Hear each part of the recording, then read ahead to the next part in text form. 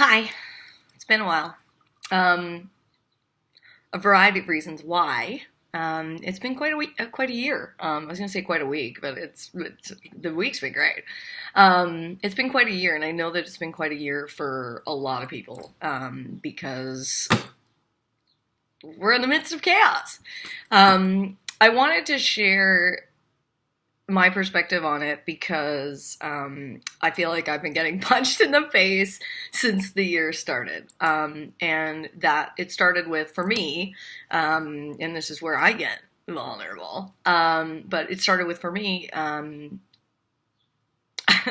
relationship that I thought was pretty important ending via text message on Inauguration Day, which, as a survivor of sexual abuse by a man who's very similar to the 45th president, that was a really big hit for me. The second thing that happened was literally 7 days later. We received sort of the same experience from a business perspective. And then there was another experience where there was another conflict.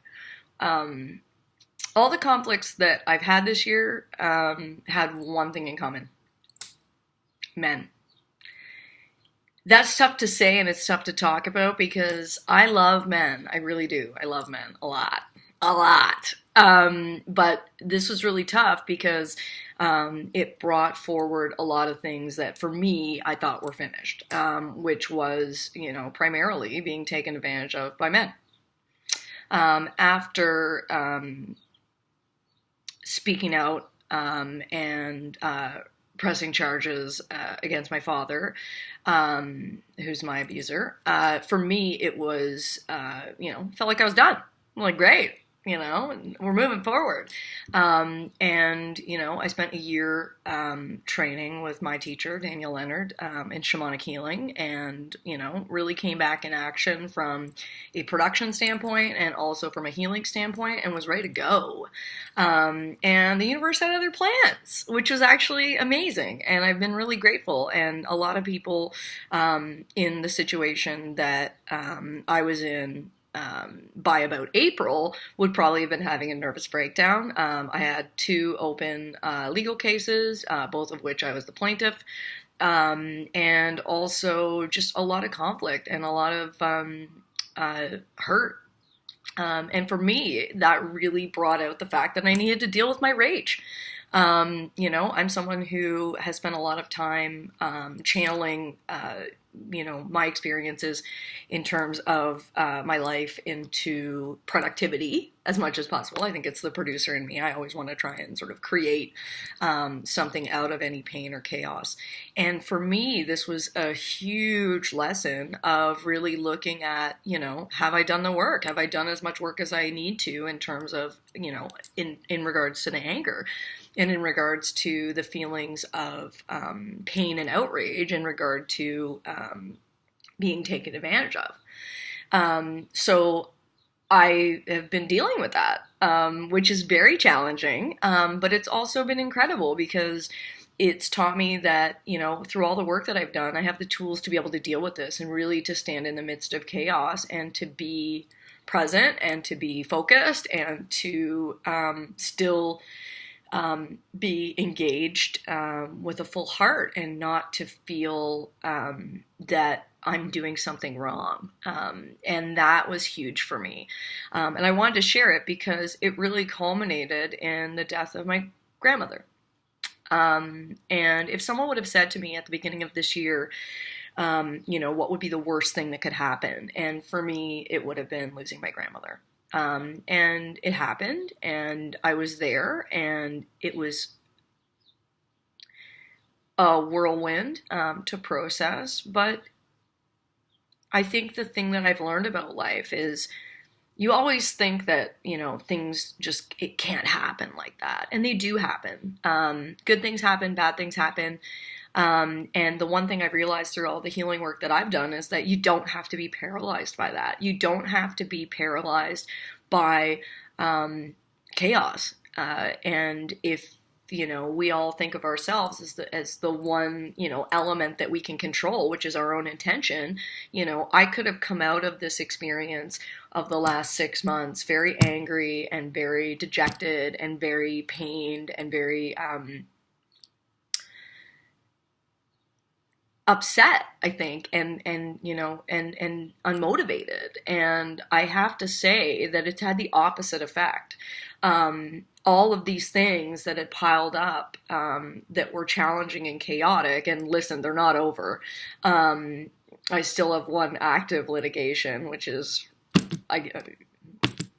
again, you got to stand in your light. You can't worry about, all the things that may, happen. It's a complete waste of energy. And that's the thing that I realize now. I mean, I can run scenarios all day about what might happen and how things may go. But at the end of the day, that's not a productive use of my energy. And what I've realized is through sort of standing in the midst of that kind of chaos, and to have all these people around me in my life watching this happen to me, and quite frankly, that was the most rewarding part of it, was to be able to stand in my power with the people in my life and around me, that there was never a moment where I didn't feel supported. There was never a moment where, regardless of what the outcome is of any of these situations, that I didn't feel suicidal. I did not feel depressed. I felt pained. I definitely went through the emotions. But for me, as a survivor who has spent many years in the throes of addiction, many years in depression and feeling suicidal, to be able to go through such a, essentially it was like a domino effect of conflict and trauma and challenge over the last 6 months, and I feel fine. It's definitely been painful. It's definitely been hard.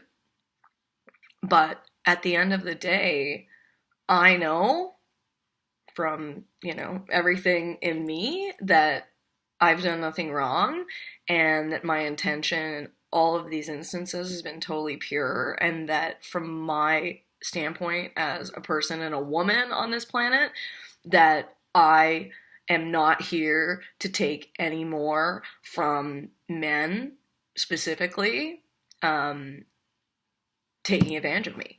And many of you will probably say, how does that even happen? How do you get taken advantage of by men? But these are old patterns.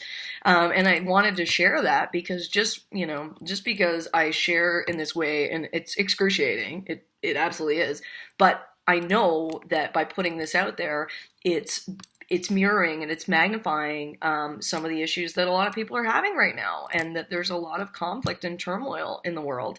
And this is an indication and an illustration of the microcosm that we live in. We are all connected. And the only reason and the only way that this was going to reawaken in us was to share a trauma. And we've shared a trauma since January 20th. We're all waking up every day, I think, going, oh my God, what is this? What's happening? And I think the lesson there is, this is our inaction. This is all about us sitting back and trusting that these people who have been in charge have good intentions. And quite frankly, we're being shown that a lot of them don't. And a lot of them never had. And I include our own Canadian Prime Minister in that. I mean, we're being told a lot of things on the campaign trail that never happen. And I, for one, have learned in the last 6 months that it's important to stand up and stand in your power as an individual and say, I don't agree with this. I want to do this differently. This isn't the society I want to live in. And I think we're all on the planet right now together, all these huge personalities and people, and man, there's a lot of witches. But it's amazing because I think we're all recognizing the fact that we have power together, and that if we all hope and pray and work toward one thing, we can achieve it, and we can achieve it pretty quickly. And I wanted to share that today because I think I'm feeling like a lot of people have felt, a lot of stagnancy. There's been a lot of fear. There's a lot of hopelessness. And I'm here to say that if I feel hope and if I can do this and stand in my hope with all the things that I've been through this year, so can you. So I invite you to keep standing with me. And I posted a couple of days ago that I'm back in action from a healing standpoint and working with women and men again. And I am happy to be able to sort of share, my growth and my experiences, and hope that, that encourages healing and vulnerability and acceptance in your lives, and that you realize that we're all a part of a huge system, and entertain the fact that maybe, just maybe, we know the answer to this, we just forgot. And that if we slow down and we reconnect and we actually plug into the uncomfortable feelings going on in the world right now, because the global consciousness is worried, that we can actually impart change locally and through our own communities and through our own connections. And it is absolute magic when you start to do that. So I want to encourage you to do that today, because that's what's helped me come through the last few months. And I sit here and do this talk from my grandparents' roll top desk, which has brought so much light and joy into my home. Obviously, it's very difficult for me. Having lost my grandmother, she was the first artist I ever worked with. She's amazing, amazing woman, and is so much of the reason I am who I am. And it is an absolute honor to have her and my grandfather's things in my home, and to be able to sort of carry forward, and be that culmination of our family, and really do as much good as I can. And I promised her on her deathbed that I would do that, and I will, and I'm back. So I'm looking forward to connecting, working with you, continuing to share, and continue being badasses, guys. We can do this. I know we can. It's gonna shift. It's coming. Feel it, and lean into it, because that's why we're here on the planet. Yay! I hope you have a great day, and thanks for always for listening and for your support. Bye!